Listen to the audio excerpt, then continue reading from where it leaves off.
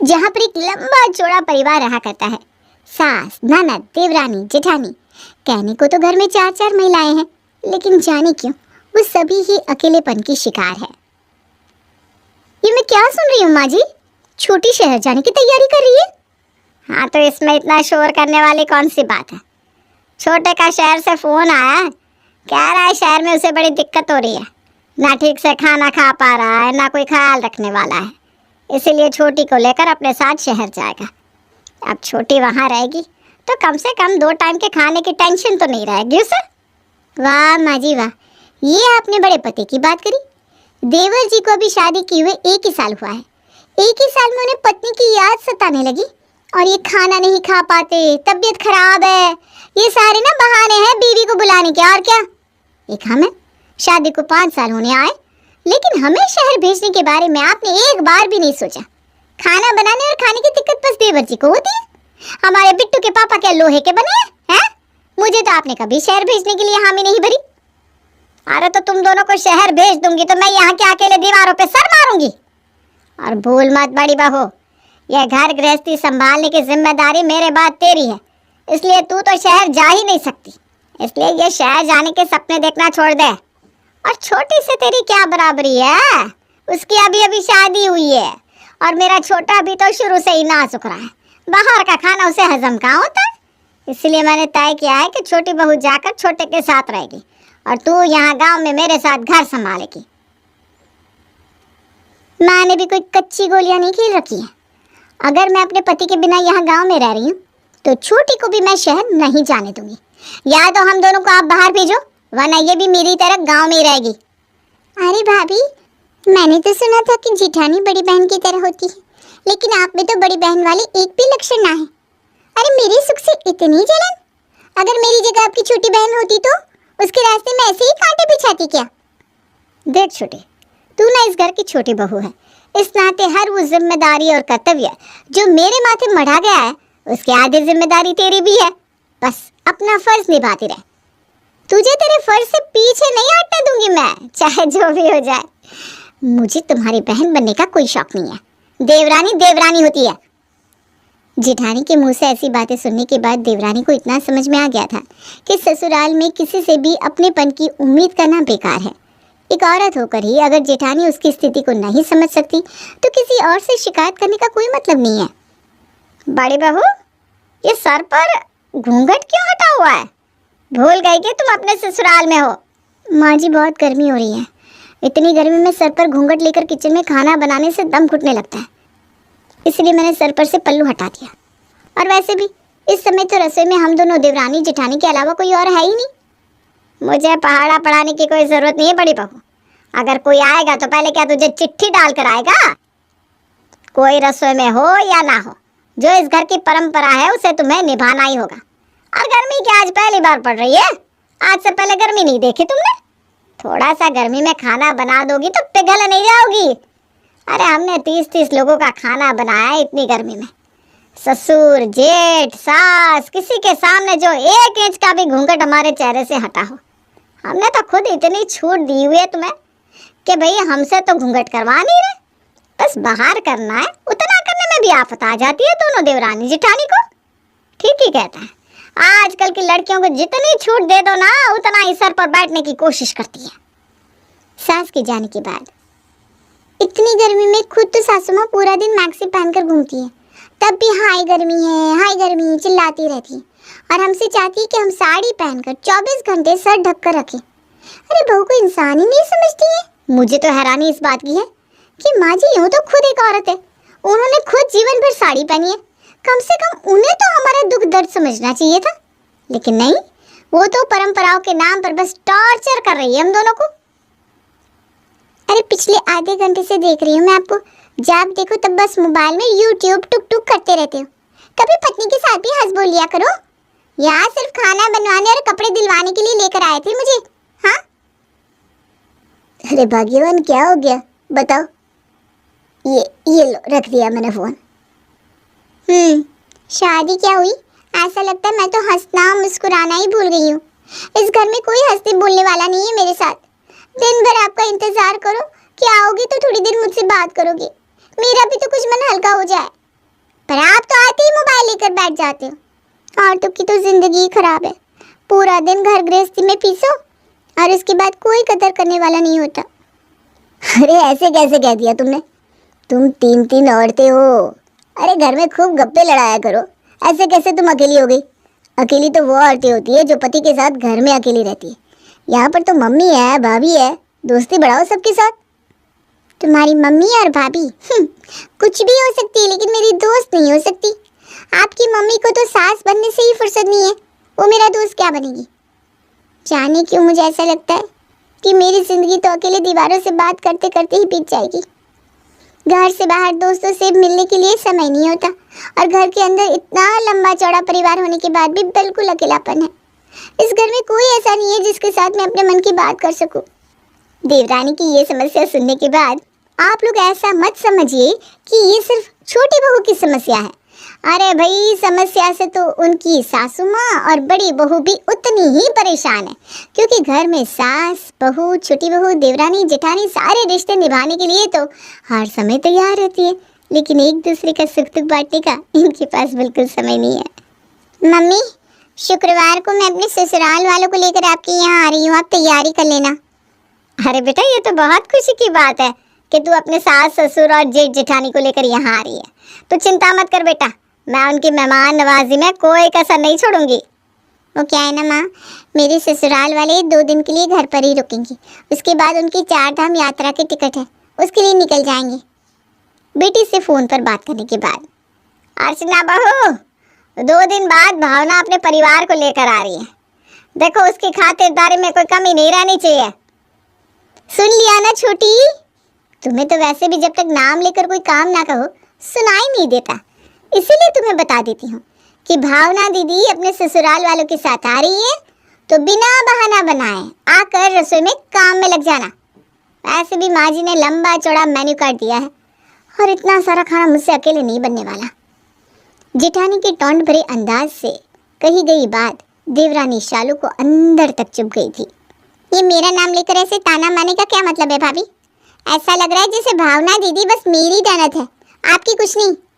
अरे उनके लिए कुछ भी बनाकर आप मुझ पर एहसान कर रही हो क्या? मुझ पर ऑर्डर चलाने से बेहतर होगा कि आप अपने कामों पर ध्यान दो।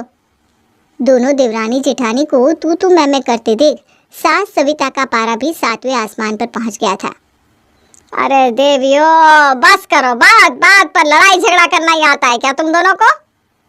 तुम दोनों बस दिन भर एक दूसरे के काम में कमी निकालती रहती हो। कान खोल कर सुन लो दोनों, क्या क्या बनने वाला है मैं अभी बता रही हूँ। एक सब्जी, पूड़ी, रायता, सलाद और छोले भटूरे बनाना। और हाँ, पूरा दिन नहीं है तुम्हारे पास, समय से सब तैयार कर लेना ताकि मेहमानों को समय से खाना दे पाऊँ। सविताओं ने बहुओं पर हुक्म चलाकर अपना कर्तव्य निभा लिया था, लेकिन सास की बताई लंबी चौड़ी लिस्ट को तैयार करते हुए दोनों बहुओं को कई घंटे तक रसोई में पसीना बहाना पड़ा था। शाम के समय ननद अपने पूरे परिवार के साथ मायके पहुंच गई।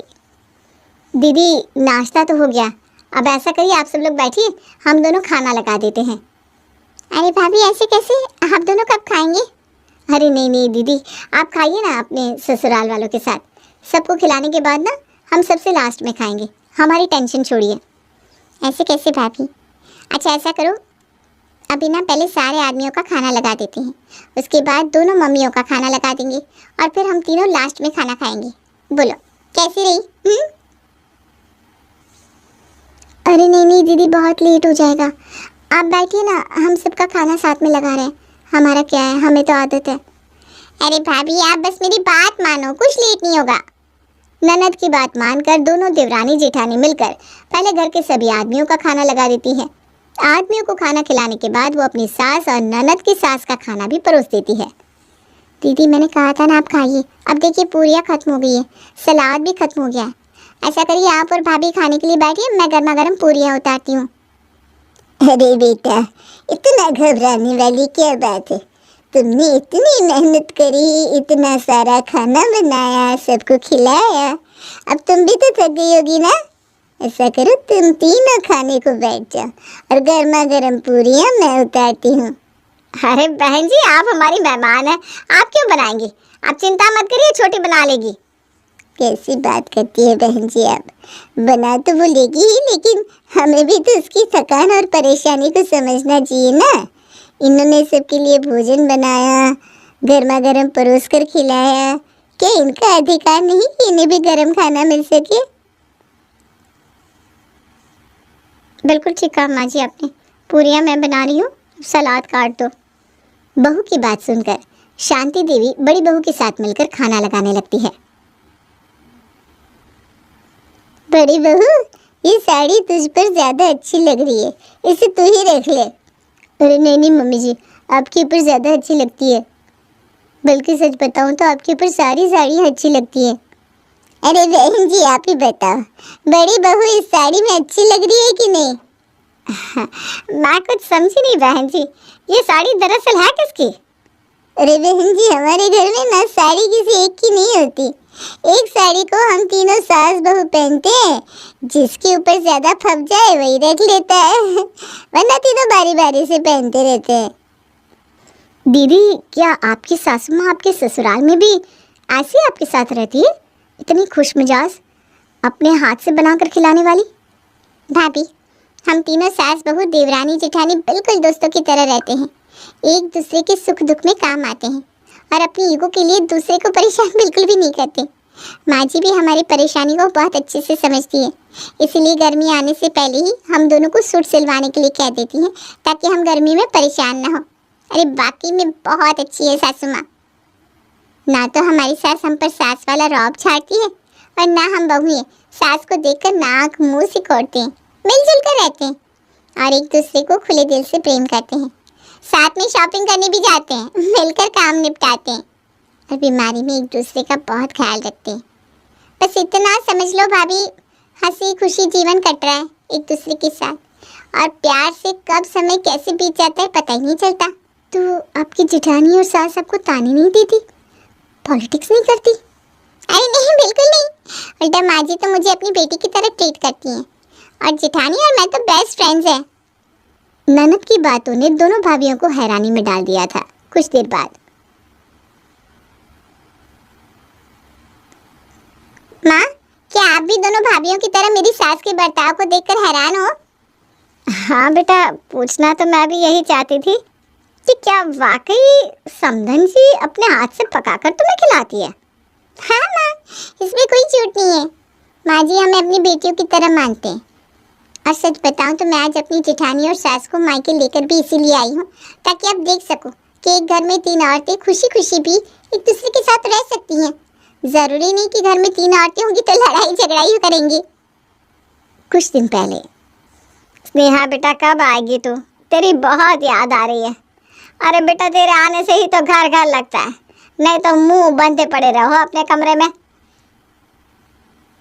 क्यों माँ, आपको कब से बात करने वालों की कमी होने लगी? दो दो भाभियाँ हैं, उनसे जी भरकर बातें किया करो ना। अरे बेटा, तेरी दोनों भाभियाँ क्या मेरे साथ बैठकर गप लगाएंगी? अरे सास सास होती है, बहुओं की मजाल क्या कि वो आकर साथ बैठे। वैसे भी दोनों की दोनों ना पक्की कलेशन है, बात बात पर बस कलेश मचाए रहती है। उनकी बात छोड़ बेटा तू। अरे मम्मी, अगर वो दोनों कलेश करती हैं तो आप तो समझदार हो, आप समझाया करो ना। घर का माहौल ऐसे बनने क्यों देती हो आप लोग? और छोटी भाभी को तो अभी आए हुए 1 साल हुआ है, इतनी जल्दी वो भी लड़ने झगड़ने लगी क्या? अरे बेटा तू छोड़ ना, कहाँ इन दोनों नालायकों के चक्कर में अपना दिमाग खराब कर रही है। तो ये बता बस कब आ रही है तू? अब आप इतनी जिद कर रही हो तो ठीक है, मैं बात करती हूँ आशीष से और फिर आपको बताती हूँ। मम्मी कुछ ज़्यादा ही परेशान लग रही है, भाभी से बात करके देखती हूँ आखिर माजरा क्या है। माँ की बताई बातों को समझने के लिए स्नेहा बड़ी भाभी को फ़ोन लगाती है। कैसी हो दीदी, ससुराल में सब ठीक है ना? मेरे यहाँ तो सब ठीक है भाभी, आप बताइए वहाँ सब ठीक है ना? आप कैसी हैं? हाँ वैसे तो सब ठीक ठाक है, घर में किसी बात की कोई कमी नहीं, लेकिन जाने क्यों सब कुछ होते हुए भी ना खाली खाली सा लगता है। भाभी की बात सुनकर मुझे समझ में आने लगा था कि बात क्या है। जिस अकेलेपन से आप परेशान हो, उसी अकेलेपन से भाभी भी जूझ रही थी। और वैसे कहते हैं ना, घर में चाहे लाख दौलत भरी हो, अगर संबंधों में मिठास ना हो तो जीवन का कोई मतलब नहीं रह जाता। और आप ये तो जानती हो ना कि एक औरत अपने जीवन में रिश्तों की तमाम सीढ़ियाँ चढ़ती है। बेटी और बहन के बाद पत्नी, देवरानी, जेठानी, बहू, सास तमाम किरदार निभाती है। फिर भी कभी अपने ही किरदारों के साथ दोस्ती नहीं कर पाती। आप भी तो कल तक किसी की देवरानी थी, बहू थी, फिर आज अपनी बहुओं की समस्या पर आंखें कैसे मूंद लेती हो माँ? औरत होने के नाते आप तीनों सब कुछ बन गई, लेकिन दोस्त तो नहीं बन पाई एक दूसरे की। जिस दिन आप अपनी बहुओं से दोस्ती कर लोगी ना, ये अकेलापन आपको छोड़कर चला जाएगा। तो बिल्कुल ठीक कहती है बिटिया। अपनी बहुओं की तकलीफ को तो मैंने कभी तकलीफ माना ही नहीं, कभी उनके साथ हमदर्दी नहीं दिखाई, कभी प्यार से उनकी तरफ देखकर मुस्कुराई नहीं, साथ में बैठकर कभी बातें नहीं की। बस हमेशा अपने सास होने के गुरूर में चूर रही। जैसी राह मैंने दिखाई वैसी राह पर मेरी दोनों बहुएं चली। घर का माहौल ही ऐसा हो गया कि सब अपने अपने में रहने लगे। अगर अब आपको अपनी गलती का एहसास हो गया है माँ, तो अभी भी अपने अंदर सुधार ला सकती हो। आप बदलोगी तो दोनों भाभियाँ भी अपने आप बदल जाएंगी। स्नेहा की बातों का माँ कौशल्या पर गहरा असर हुआ था। कुछ ही दिनों में कौशल्या निवास के रीति रिवाज बदल गए थे और अब वे तीनों सास बहू दोस्त बनकर खुशी खुशी साथ रहने लगी थी।